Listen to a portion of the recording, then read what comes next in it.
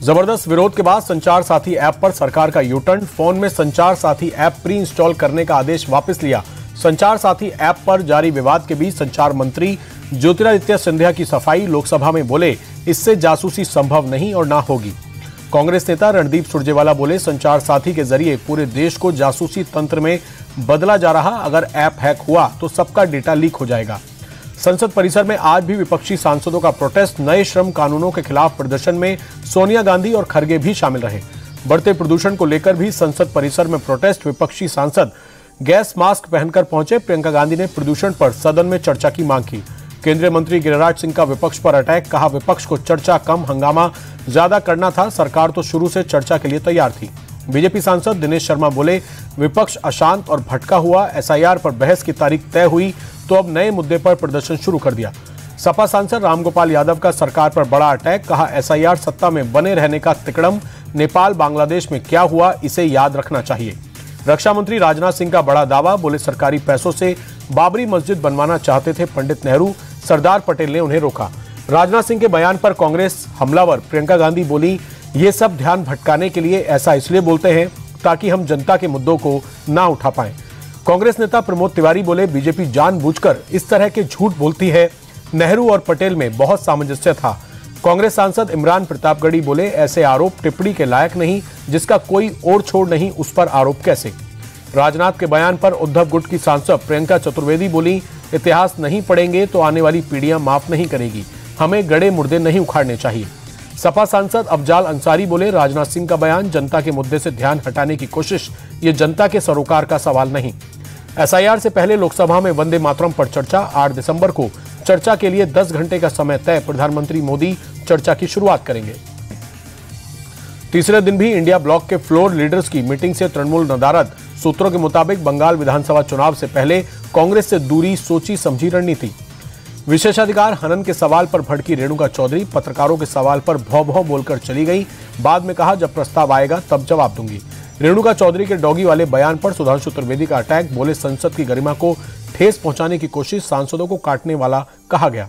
BJP प्रवक्ता शहजाद पूनावाला बोले, कुत्ते से किसी को परेशानी नहीं, लेकिन सांसद में बैठने वालों के लिए ऐसी भाषा बोलना कांग्रेस की असली मानसिकता। तेलंगाना के सीएम रेवंत रेड्डी का हिंदू देवी देवताओं पर विवादित बयान। कहा, 3 करोड़ देवता क्यों, कुंवारे और शादीशुदा लोगों के अलग अलग भगवान क्यों। रेवंत रेड्डी के बयान पर बीजेपी हमलावर। सुधांशु त्रिवेदी बोले, हिंदू देवी देवताओं का अपमान कांग्रेस की आदत, इनकी सोच सनातन विरोधी। तेलंगाना बीजेपी अध्यक्ष बोले, एआईएमआईएम से दोस्ती के चलते ऐसा बयान दिया। रेवंत रेड्डी धर्म बदलकर मुसलमान बन सकते हैं। रेवंत रेड्डी के बयान पर जबरदस्त बवाल।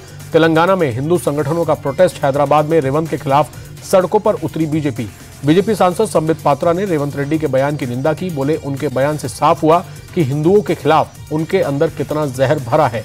कांग्रेस को इसके नतीजे भुगतने होंगे। हिंदू देवी देवताओं पर रेवंत रेड्डी के बयान पर केंद्रीय मंत्री प्रहलाद जोशी बोले, हिंदू आस्थाओं और हिंदू धर्म का अपमान करना, मजाक उड़ाना कांग्रेस की आदत बन गई। दिल्ली में पीएम मोदी से रेवंत रेड्डी की मुलाकात। राज्य के विकास से जुड़े कई मुद्दों पर चर्चा। तेलंगाना राइजिंग ग्लोबल समिट का न्योता दिया। राहुल गांधी और प्रियंका गांधी से भी रेवंत रेड्डी की मुलाकात। हैदराबाद में होने वाली तेलंगाना राइजिंग ग्लोबल समिट में शामिल होने का न्योता दिया। दिल्ली एमसीडी उपचुनाव में बीजेपी को 2 सीटों का नुकसान। 12 में से 7 सीटों पर भगवा लहराया। आप ने 3 सीटें जीती। कांग्रेस और एआईएफबी के खाते में 1-1 सीट। दिल्ली बीजेपी अध्यक्ष वीरेंद्र सचदेवा बोले, 7 सीटों पर बीजेपी की जीत दिल्ली की जनता की जीत है। जो 2 सीट हम हारे उस पर समीक्षा करेंगे। एमसीडी उपचुनाव के नतीजों के बाद आम आदमी पार्टी का बीजेपी पर बड़ा आरोप। कहा, उपचुनावों में सरेआम चोरी कर रही है भाजपा। पश्चिम बंगाल के बीजेपी सांसदों से मिले प्रधानमंत्री मोदी। कहा, कड़ी मेहनत से बंगाल में जीत सुनिश्चित करें। मौजूदा सत्ता के खिलाफ लड़ाई को जारी रखना होगा। बंगाल बीजेपी के सांसदों से प्रधानमंत्री बोले, एसआईआर वोटर लिस्ट के शुद्धिकरण की प्रक्रिया सोशल मीडिया के जरिए केंद्र सरकार के कामों को जनता तक पहुंचाने का निर्देश। हेमंत सोरेन के दिल्ली दौरे से झारखंड में बड़े उलटफेर का अंदेशा। सूत्रों के मुताबिक दिल्ली में बीजेपी नेताओं से हेमंत सोरेन की मुलाकात। जेएमएम ने खारिज की एनडीए में जाने की अटकलें। महुआ मांझी बोली, पार्टी के अंदर अभी ऐसी कोई चर्चा नहीं। कठिन हालात में भी हेमंत सोरेन एनडीए में नहीं गई।